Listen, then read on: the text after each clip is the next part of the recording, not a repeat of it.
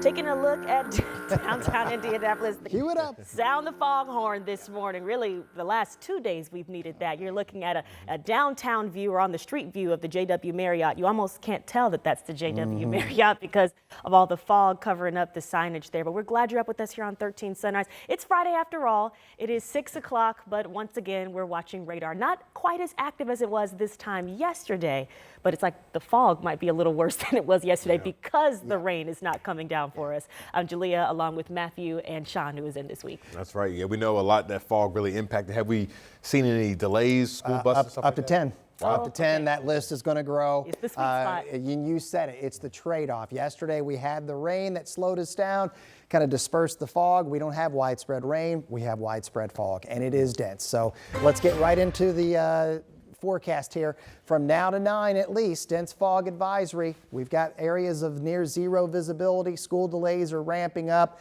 Allow extra travel time and avoid some of those flooded roadways that continue. Unlike yesterday, as you were watching us, this map was improving, meaning we were getting 5 to near 10-mile visibility. We've had goose eggs for a large part of our morning, and that trend will continue. We've been talking about this map would get more active, and we're starting to see it. So we've got school delays that are continuing to increase here. Temperatures, and when you step outside, you'll notice it is kind of a humid feel. So we've got the saturated ground, we've got the humid air that's coming over top of that, and it's going to keep this fog going. Now, I'm not going to say we're not going to have a downpour or rumble of thunder. That is a possibility. It's just not going to be the widespread complex. And that is a flood warning that continues until 9 p.m. because of that heavy rain that's caused a lot of street flooding here. So this is your breakdown for today. Near 60 to start, near 80 to finish, and record warmth for today. At 6:02, let's get you updated. We haven't had any significant events on the roads just yet. Let's hope that continues. What is significant, and we've shown you some different vantage points. So here's 146th Street there near Noblesville. This is the view now from Brownsburg. That's what it looks like near Lawrence. Northwest side there on 465, and this is I-65 at Columbus. We've been watching this camera closely all morning long because visibility has gotten worse. So it is going to be a slow start this morning, a rather warm finish. We'll have more ahead. Stay with us. Thank you, Sean. A community survey is echoing what a lot of neighbors say is their biggest problem in the Martindale-Brightwood neighborhood. Yeah, so now community leaders and neighbors are coming together to really map out the next steps and demand accountability. Our Marina Silva joins us now and shows us why residents say it's time for change in their neighborhood. Good morning. Well, good morning. Many gathered for a public action meeting at St. John Missionary Baptist Church in the heart of the Martindale-Brightwood community. And a common theme, people say they're tired of watching local leaders side with corporations they believe take from their neighborhood. According to the Black Church Coalition, a community poll shows that data centers is on the top of the list people care most about. Also on that list, limited access to childcare and K-12 resources, as well as gun violence. Those leaders say they welcome the investments to education and public safety, but they have questions as to why leaders are supporting the building of a new data center in the community. Right now, tech company MetroBlocks is hoping to build a data center at the old Sherman Drive-In Theater near 25th and Sherman. The speakers in attendance emphasized that the community is worth fighting for. Some of us in our neighborhood require subsidies just to make it from day to day, but that does not negate the fact that God is here in the Martindale-Brightwood community. And we will no longer sit idly by as the powers that be attempt to dismiss us, disrespect us, or disregard us. Well, organizers say they plan to continue advocating for policy changes and community investment. Now, coming up at 6:30, we're talking about another data center, this time in Monrovia, and their pledge to be covering the full cost of electricity that their data centers would use. Yeah, and it sounds like, echoing from some sound from the podium, that it's deeper than just the data centers, and that's what they were able to talk about last night. Thank you, Marina. Well, this morning, AES Indiana is responding to your complaints about high electric bills this winter. Yeah, they're sharing what you need to know about your energy usage and options available if you can't afford to pay your bill. Now, AES Indiana says that energy usage will be significantly higher, especially in homes with electric furnaces in the winter. They also say that when it comes to actually disconnecting your power, that's a 21-day process. They have to give you 2 notices on your bill and 1 last warning the day before disconnection. 13 News spoke to a woman who is at that point and facing disconnection. The only thing I ask of AES, and if they are listening, is that they can work with me to figure out some type of sort of payment schedule, even if that's pushing it back until I get paid, because financially, living paycheck to paycheck, I don't have enough to cover it on the 16th. Now, AES Indiana has 2 community open houses scheduled for next week. We know one was postponed earlier this week because of online threats. The company says they're still deciding if the events next week will go forward. All that rain that we've seen the last couple days is causing some counties to still have that flooding left behind. Yeah, especially down in Bartholomew County. So this area, we're told, has seen almost 5 inches of rain. This is a look at some of that video of the East Fork of the White River. So you can see some of the major flooding there.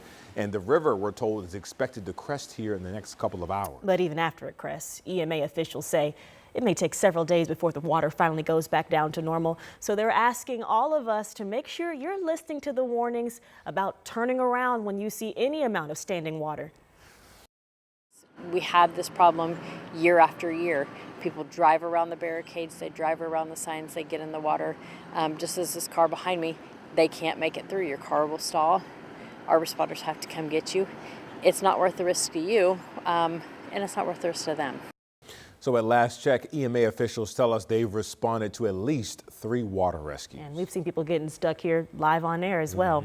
It's 6:06 this morning. A Center Grove High School student is charged with more than a dozen child sex crimes, and investigators believe there could be more victims. 18-year-old Samuel Ayre is charged with having possession of child sex abuse material after court documents reveal the victim told police that Ayre threatened him not to tell anyone. Right now, he's in jail in Johnson County, due in court on Monday, but police are asking anyone with information to contact Greenwood Police directly. Well, here's an update to a story we have been following for several weeks now. So the lawyers for the attorney hired by the family of Mason Alexander filed a gag order in the case. So James Mazur is facing theft charges. He's accused of taking evidence from the suspect in the crash, which involved HSC grad a little more than over a year ago. So that evidence included what he thought was the car's black box. We do have more information on that at WTHR.com. Your time is now 6:07. An Indiana man is out of prison and plans to return to the state after being in prison for 30 years for a murder he says he didn't commit. We're talking about Dusty Turner.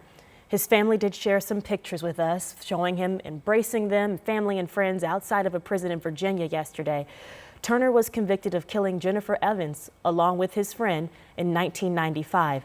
The second man in this case, Billy Joe Brown, later admitted to killing Evans and forcing Turner to help him hide the body. Family now tells us that Dusty will stay in Virginia for now.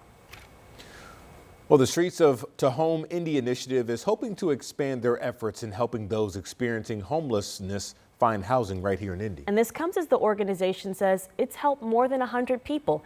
City leaders say this is because of a reworked strategy to help address homelessness. So teams now work directly with people living outside in encampments like this, helping them get the documents they need, find apartments, and connect them with helpful services. So before this effort, the process to place someone into housing could take 3 to 5 months. Now the city says it's happening in about 4 weeks.